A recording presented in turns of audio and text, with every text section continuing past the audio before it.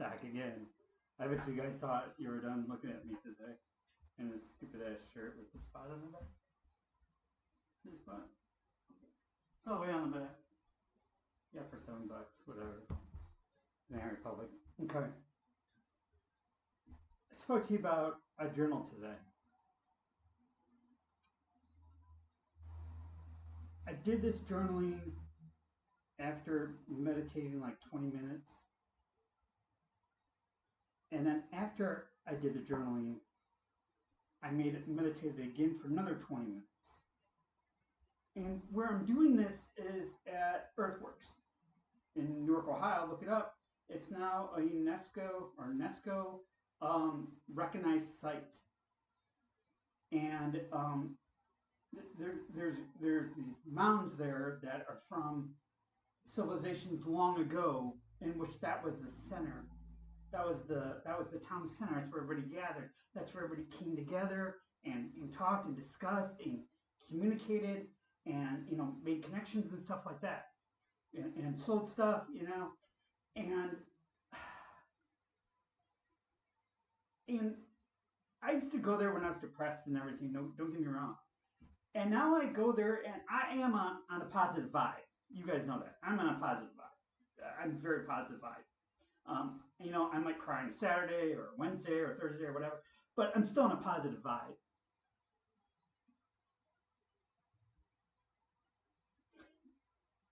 Did that place open up me to be a more spiritual person? Sure.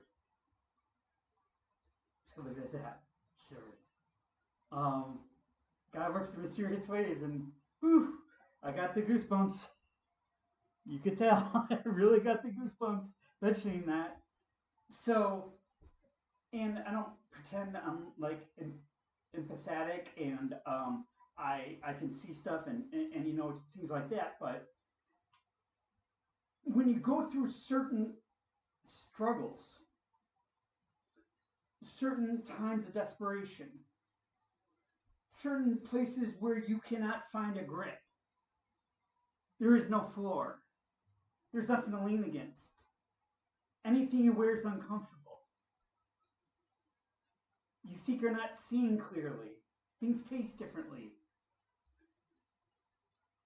You tap into something else in your soul. You tap into a different chakra. Absolutely. You tap into something that you never knew was there. All right. I'm going to read this to you now. What is this life process?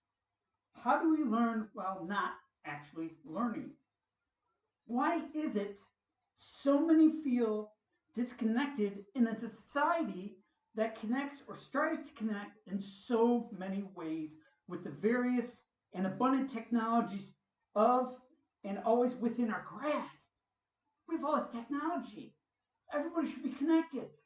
We should all be together. We should all be happier. We should all be moving humanity forward. But it's not the case. It's not the case.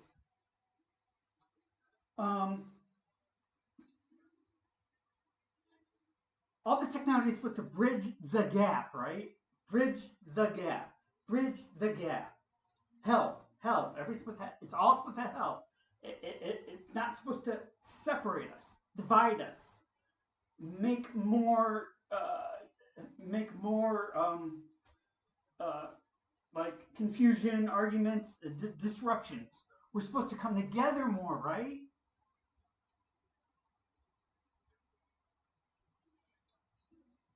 It's actually the opposite, and it's widening the gap between the haves and have-nots, as we all know. How is it a truly evolution for the human condition?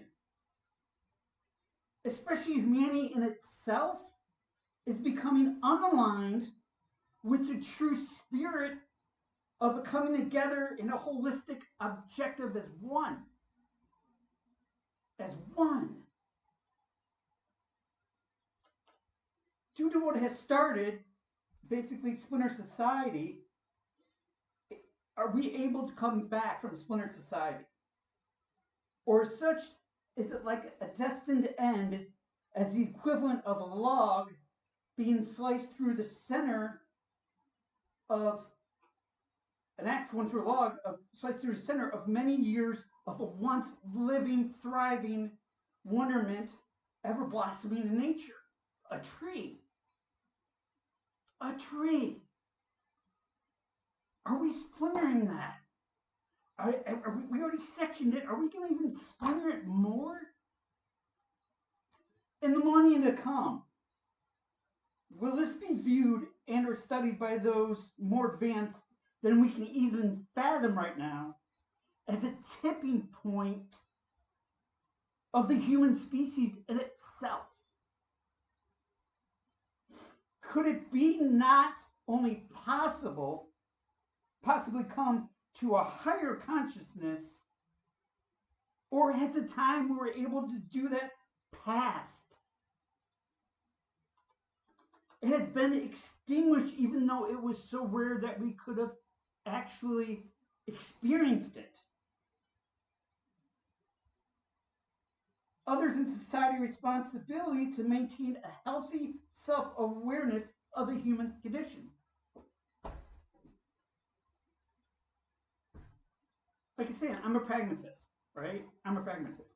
I hope for my kids, I hope for your kids, I hope for people like me, I hope for people that hate me. I hope for society that we have not missed our chance to get to a higher consciousness.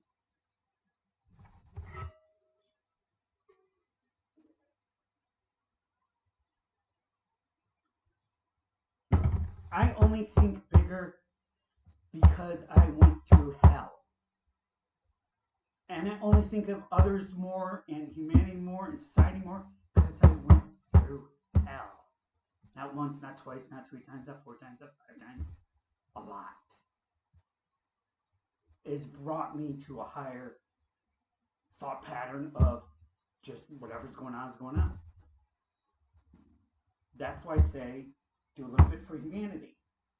If anything I say, anything I do, anything I post, anything you watch, anything you read that I put out invokes thought and we move humanity just a little bit more to the positive, I did my job. A job I didn't know I had to do. We all have to do it though. You know why? We have to be responsible for humanity being healthy and being a working society and being full of love and peace and prosperity and people progressing. We have so much of the other hate and the divide and the killing and all that, and even in God's name, for Pete's sake. Even in God's name. If there is truly a higher power, and I believe there is, and what would that deity, what would that higher power actually think of our actions in the past? And we can't correct the past. We can't. But we have things going on in this world right now, and I'll mention anti-Semitism is on the rampant. It scares the hell out of me, especially as being a Jewish person. But if they're not going to go after me or someone Jewish, they could go after some Polish. You know, they could go after someone Arabic, someone Chinese. We have to do better. We have to. We owe it. We owe it to whoever put us on this planet. Whoever put us together as molecules, whoever came and made us who we are, we owe it to them to move humanity forward. Okay, I don't know where all that came from, but so do something good for humanity. And I just decided to journal at Earthworks. You know, once again, shivers. God works in mysterious ways. God bless you. Peace out. Love you all. Bye.